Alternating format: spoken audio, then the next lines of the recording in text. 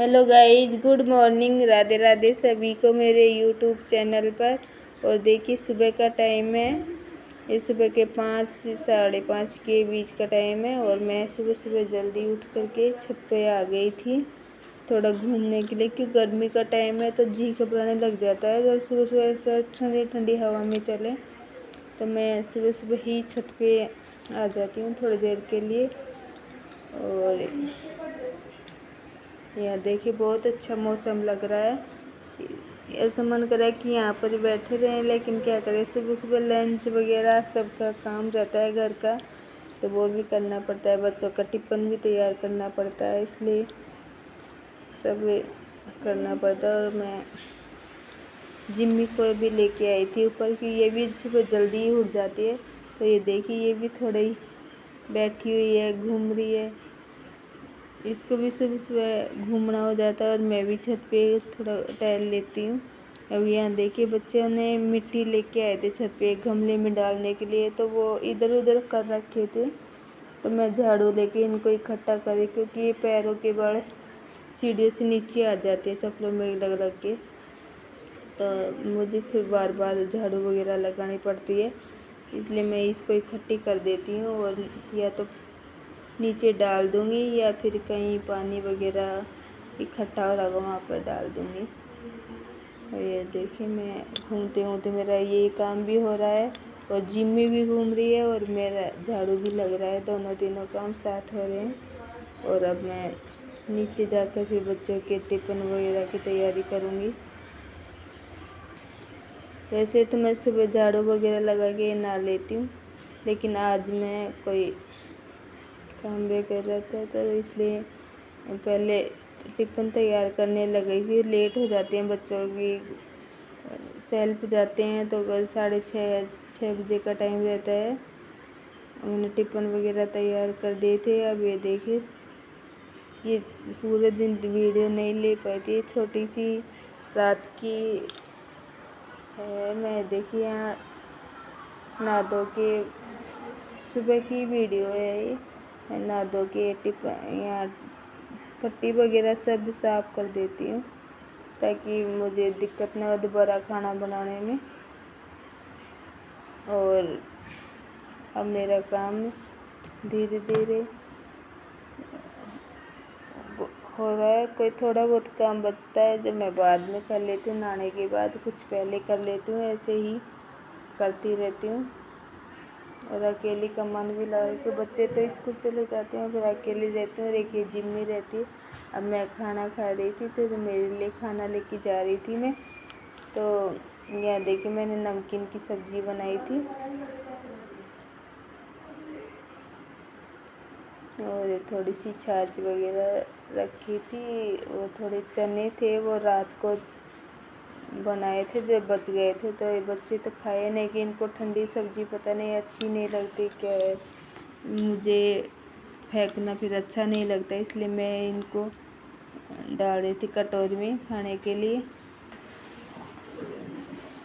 और अब मैं अपने लिए खाना लेके जा रही थी, क्योंकि मेरा काम फिनिश हो जाता तो मैं उसके बाद अपने लिए खाना लेके जाती हूँ। खाना खा के जो भी काम बचता तो मैं वो बाद में करती हूँ। सुबह मुझे खाना खाए बगैर काम भी नहीं हो पाता है, क्योंकि गैस की शिकायत है, गैस बनती है मेरे। तो देखिए अब मेरे किचन का काम तो फिनिश हो गया है। अब बाकी काम होता है जो मैं बाद में करती हूँ खाना। और आप सब भी खाना खा लीजिए, जैसा भी बना है आप सबके सामने है। ऐसे हम ज़्यादा तो वो नहीं करते, ज़्यादा वो खाते हैं और आप लोगों को कुछ नहीं दिखा रहे, जैसा है वैसा ही दिखा रहे हैं। और वीडियो में इसलिए पूरा नहीं ले पाती क्योंकि बच्चे स्कूल चले जाते हैं और मैं अकेली रहती हूँ, तो मुझे कभी मेरा चेहरा सामने आ जाता है तो कभी काम करते हुए वो दिखा देती हूँ, क्योंकि बड़ा स्टैंड तो है नहीं और फ़ोन से एक हाथ से पकड़ना फिर काम करने में बहुत दिक्कत होती है। और एक नए नए ब्लॉग बनाते हैं तो भी दिक्कत होती है। मान ली थोड़ी दिन हो जाएंगे बनाते तो फिर भी नॉलेज हो जाएगा हर चीज़ का, भाई कैसे ब्लॉग बनाया जाता है, कैसे नहीं बनाया जाता है। जो कमियां होंगी वो पूरी भी हो जाएंगी। आप लोगों से भी थोड़ी कमेंट में पूछ करके, अभी मैंने कमेंट भी चालू नहीं कर रखा है, और जितना हो सक रहा है मैं उतना ब्लॉग शूट कर लेती हूँ छोटी छोटी। कभी मेरा चेहरा दिखाई देता है तो कभी आपको खाने की थाली दिखाई देती है।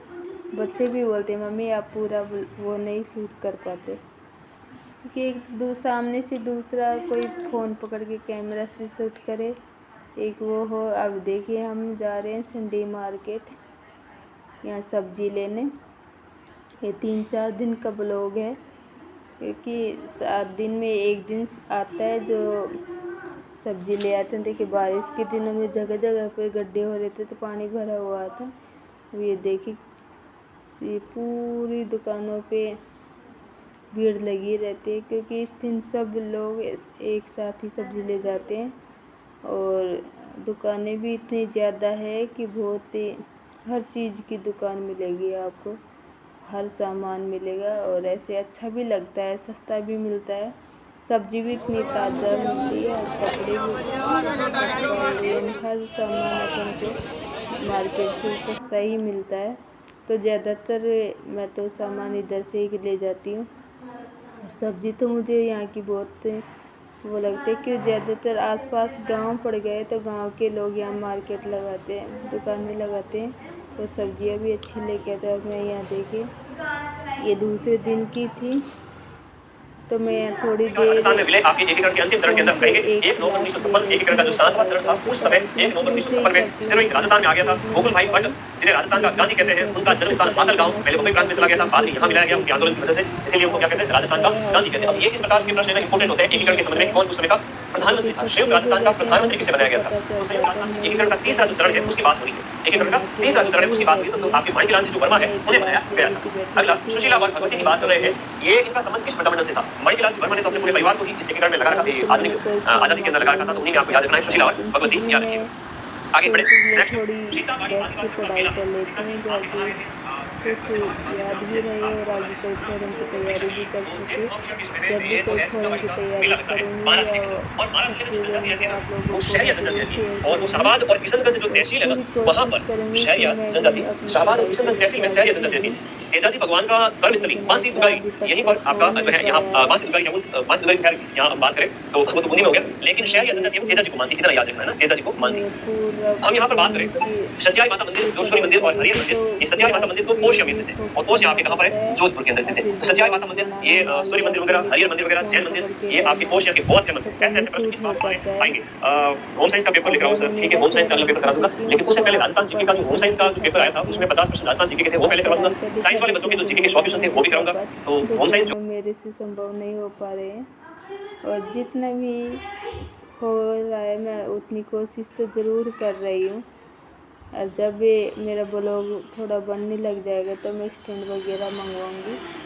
और यह देखिए मैंने एक ड्रेस रखी थी मेरी, जो ये ज़्यादा हैवी तो नहीं है, ऐसे हल्की है। मैं इस पर डांस कर रही थी, छोटा सा टीवी पर एक गाना चला करके कोशिश कर रही थी। इतना अच्छा डांस मुझे नहीं आता है, लेकिन फिर भी मैं थोड़ा थोड़ा कोशिश कर रही थी। मेरे क्या इस हाथ पैर में थोड़ी दिक्कत है, तो मैं कम ही डांस मेरे से होता है, तो मैं फिर भी कोशिश करूँ कि अपने हाथ पैर चलते रहें और अपन वो करते रहें, तो एक्सरसाइज भी होती है एक तरह से। तो ये और कभी मैं आपको बताऊँगी कि मेरे हाथ पैर में क्या दिक्कत है क्या नहीं है। लेकिन अभी मेरा ब्लॉग जब अच्छे से बनेगा तब मैं आपको सब बातें शेयर करूँगी, पढ़ाई की, बीमारी की, हर चीज़ की।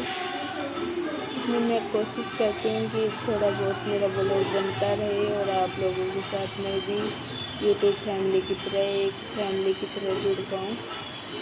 और आप भी कोशिश करिए मुझे आगे बढ़ाने के लिए, ताकि मैं अपनी हर बीमारी को, हर चीज़ को भुलाकर आगे बढ़ सकूँ और पढ़ाई को भी आगे बढ़ा सकूँ।